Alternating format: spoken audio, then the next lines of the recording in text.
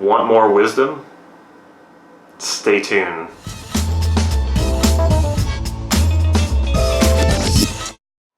This is Damon Cart with NLP Gem Wisdom, how to cultivate more of it using NLP. If you haven't already, please click subscribe to this YouTube channel so you can get these videos on a regular basis. Quick update on the online practitioner training that I announced on Tuesday. There's a total of 12 spots. 5 spots have already gone, so there's 7 spots remaining. If you want to get in on this training, make sure you do it before the weekend because the rest of the spots are probably going to go. So if you're not sure what I'm talking about, just ask me in the comments. I'll post something about it. So wisdom, what's important about wisdom? I was doing a lot of thinking about this, and wisdom is really all you really have, and it's all you're ever going to have. And the cool part is it typically flourishes and grows as you get older. If you think about it, money can come and go, your relationships will come and go, possessions will come and go, your feelings come and go. What remains is that awareness of all those things, the awareness of your body, your mind, who you are. And in that is wisdom. And if you think about it, when you think about the wisdom you now have versus when you were 10 or 20 years younger, and you imagine if you could have the wisdom that you have now and bring that back to your younger self, what might your life have been like? What kind of choices might you have made with greater wisdom in your younger years? What's really interesting about this is that you don't have to wait to get older to cultivate wisdom. You can cultivate more wisdom right now, and you can have more wisdom in 15 minutes using NLP, of course.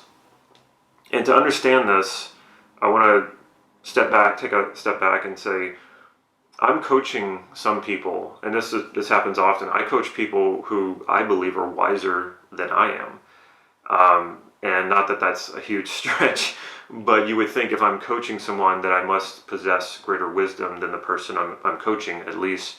And that's not really true, because there are different types of wisdom, and then there's wisdom in certain areas.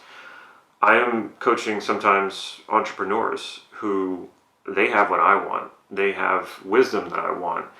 And I like to ask them a lot of questions about what they do because I want to understand, I want to gain a little bit of their wisdom. Now, why would they be asking me to coach them? Well, of course, I'm not coaching them on how to be a better entrepreneur in the sense of what exact choices to make, because they know much more than I do about that. What I'm coaching them on is more how to break through their limitations, and that starts inside. That has less to do with external circumstances, and it has to do with what's in us and what we're projecting onto the rest of the world. So what I'm helping them do is overcome limitations and blocks. Most common that I see is these are very, very intelligent people. And what I see them doing is they've created these practices. They've created these things that they do every single day that helps them come up with new ideas, and they're always taking action on their ideas. And that's where ideas come alive and they take shape, and then you really understand what you have, and it often takes many failures to do that. What I see in them is they, over time, are trusting their practices more than they're trusting their inner wisdom that they have cultivated as a result of the practices. And what happens is if you don't trust that wisdom, it's almost like it stops talking to you. It's like creativity. If you don't indulge your creativity, if you don't listen to that creative voice, you hear it less and less. Same thing with intuition. If you don't listen to your intuition, you tend to hear it less and less. Wisdom is the same way. If you're not listening to your wisdom, if you're not opening yourself to hearing and trusting that you do have inner wisdom, that there's something in you that has cultivated that may not even be conscious, but there's an unconscious wisdom there that can take over sometimes and just let you know what's a good choice for you, what's a good path for you, what's a good idea for you. So start with trust. Trust is very important. And that is a resource. Trusting yourself is an important resource. You can actually anchor that into yourself. The wisest people, or wisdom, is not in having the right practice. It's not in having the right wisdom or the right way, or the right perspective. What it is having multiple perspectives, being able to jump into someone else's world and see it through their eyes. The more you can do that, the more you will cultivate wisdom. The more perspectives you can hold within yourself, the wiser you become. The wisdom is in the multiple perspectives. For example, when there's something in the world going on and I don't really understand it, if I go to that part of the world and I see how people live, and then I understand their mentality and the way they think, my wisdom grows. The same thing goes if you're in sales. The more you understand the perspective of your client or your potential customer, the more your wisdom is going to grow. And also as a result, you're going to be more persuasive and more influential. If you want to improve your relationship with your partner, the more you understand your partner's perspective, the better you will connect with them and see the world through their eyes, so you understand how and why they do what they do. And the same goes for marketing. The more you understand your demographic, that opens your perspective, and of course you become a better marketer.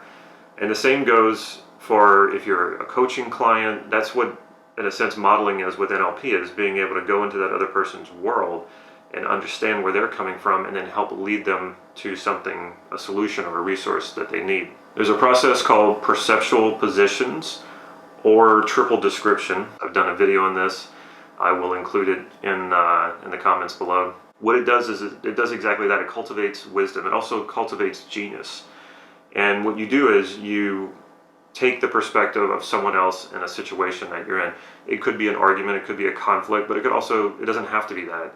It could be something where you're just trying to understand someone else's perspective. And it doesn't even have to be one single person. You can go into the perspective of an audience if you're giving a public speech or you're presenting something. So it's about getting out of you and taking the perspective of someone else, and then look back at yourself. And then you can take the perspective of an outside neutral observer. And then you can even take the perspective of the system as a whole, or the universe. You can play around with this a lot. Check the video, it'll show you exactly how to do it.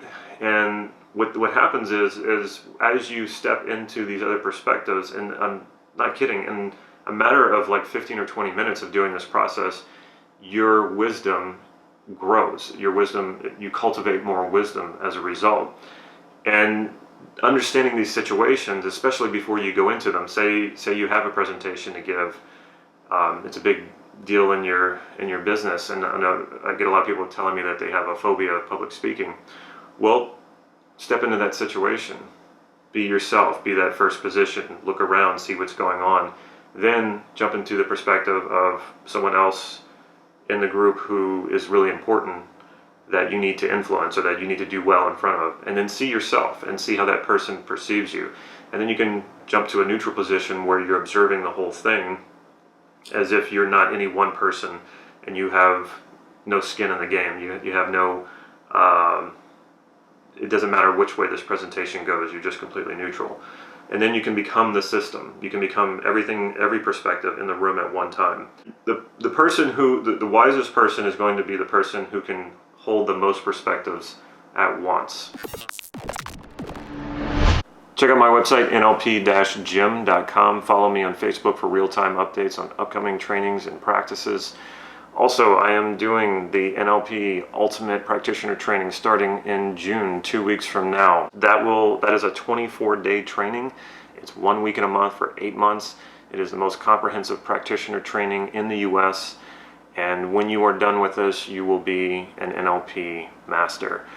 Not everybody can make it to this training because it is 24 days. It's 1 week in a month for 8 months in Santa Cruz, California. That's a long training.